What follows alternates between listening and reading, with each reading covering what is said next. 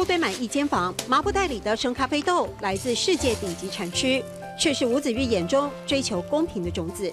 我们算过，大概他们平均一个农民的家户，对每一个人的一天的平均所得是不到1块钱美金的，这是符合联合国的绝对贫穷线的这个定义。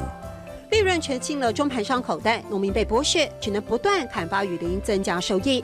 吴子玉深入印尼当地，把关生产线，决定经营公平贸易，盈余全数回馈。其实这咖啡都是一个工具而已，这个对我来讲，它不是我真正的目的。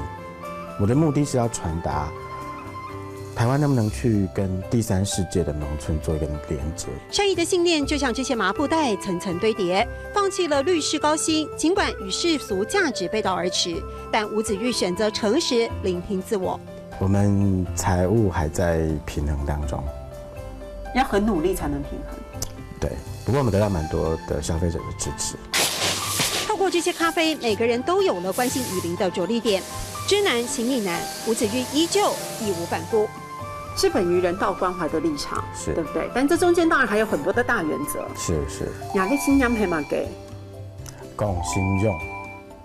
共信用就是大埔腔，四线我们说共信用，是讲信用，是。这当然在整个交易的当中，是，绝对不能让那最原始的生产端吃亏嘛，对不对？